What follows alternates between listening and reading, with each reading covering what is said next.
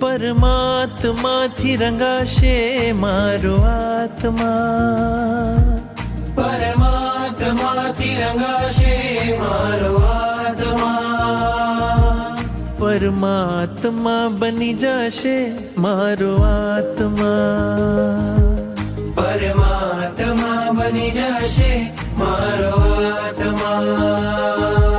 થાશે પ્રભુનું મિલન વાત વાતમાં, થાશે પ્રભુનું મિલન વાત વાતમાં, પરમાત્મા બની જશે મારો આત્મા, પરમાત્મા બની જશે મારો આત્મા.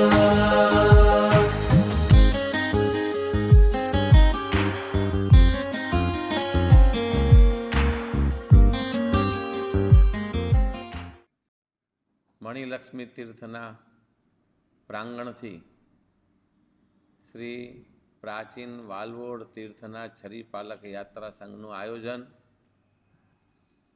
અચલગચ્છના પરમ વિદુષી પ્રવૃત્તિની મહત્તરા સુસાધ્વી શ્રી વસંત પ્રભાસિંહજી મહારાજ સાહેબ, જેમની એક પ્રેરણાને ઝીલી કરી શ્રી સંઘપતિ પરિવારો તેમજ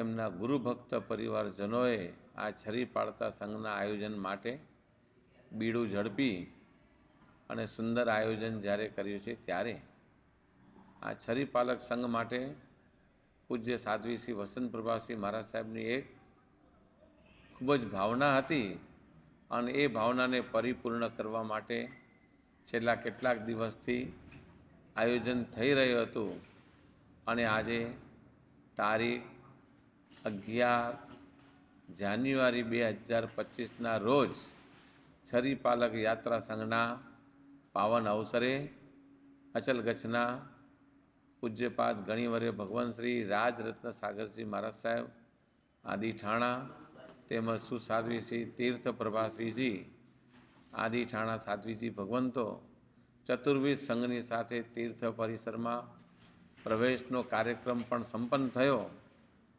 આ છરીપાલક યાત્રા સંઘ સુસાધ્વી શ્રી વસંત પ્રભાશ્રી એ પોતાના જીવનની અંદર એક હૃદયના ભાવો કરતા હતા અને એ ભાવોની વચ્ચે પોતે તો અનંતની યાત્રાએ સંચરી ગયા, પણ એમની ભાવનાને પૂર્ણ કરવા માટે સંઘપતિ શ્રી હેમચંદભાઈ મૂરજી ગડા પરિવાર, ગામ કચ્છ નાના રતડિયાવાળા તેમજ અન્ય બધાએ ગુરુભક્તો પરિવારો કે જેમણે આ છરીપાલક સંઘના આયોજનને માટે તન મન અને ધનથી લાભ લીધો છે.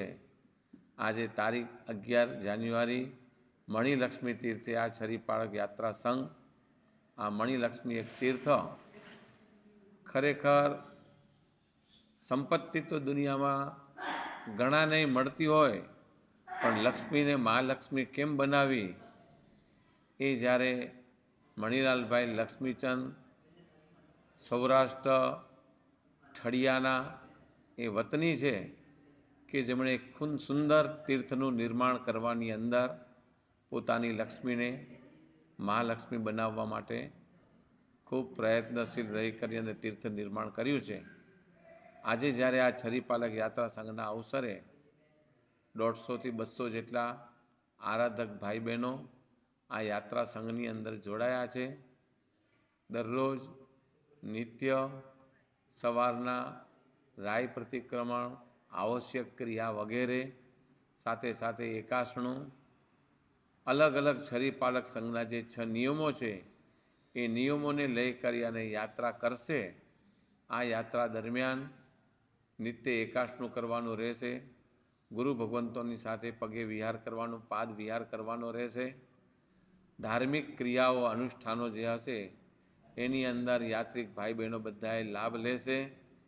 એવા 6 નિયમોની સાથે નીકળનાર આ છરીપાલક સંઘના અવસરે પૂજ્યપાદ ગણિવર્ય ભગવંતસિંહ રાજરત્ન સાગરજી મહારાજ સાહેબ આદિ ઠાણાઓની નિશ્રામાં આ આયોજન થઈ રહ્યું છે. ત્યારે આ છરીપાલક યાત્રા સંઘના પ્રસંગે અચલ ગચ્છાધિપતિ સાહિત્ય દિવાકર આચાર્ય ભગવંતશ્રી કલાપ્રભ સાગર સુરેશ્વરજી મહારાજા સાહેબે પણ આશીર્વાદો પાઠવ્યા છે.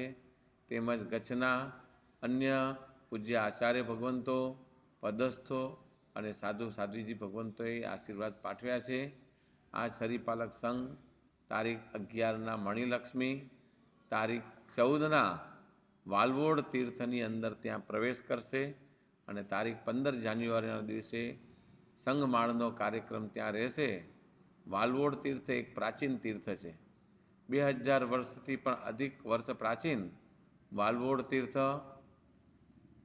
ચંદ્રપ્રભ સ્વામી પરમાત્માનું આ તીર્થ છે. જ્યાં જ્વાલા માલિની દેવીનું પણ એક મહાત્મ્ય એ તીર્થની અંદર રહેલું છે.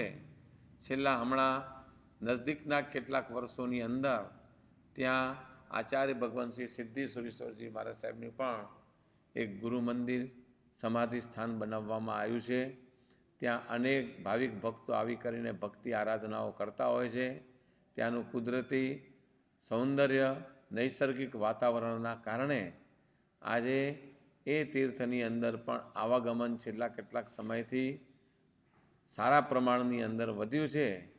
એ વાલવોડ તીર્થની અંદર અનેક પ્રકારની ઔષધિઓયુક્ત ઉદ્યાન વગેરે આયોજનો ગોઠવી કરી હમણાં છેલ્લા કેટલાક વર્ષોથી ભારત વર્ષમાં જે 18 અભિષેકની અંદર ઔષધિઓ વપરાતી હોય છે, એ ઔષધિઓનું પણ એક ઉદ્યાન વાલવોડ તીર્થની અંદર રહેલું છે.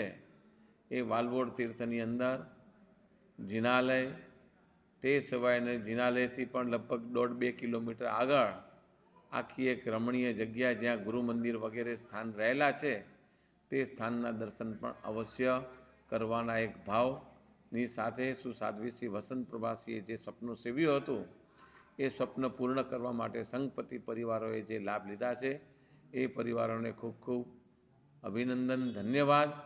અને બસ એ સુકૃતની અંદર સવિશેષપણે હર હંમેશ શાસનના કાર્યોની અંદર સંપત્તિનો સદવ્યય કરી લાભ લેતા રહો એવા શુભ ભાવ. બોલો શ્રી આદિનાથ ભગવાન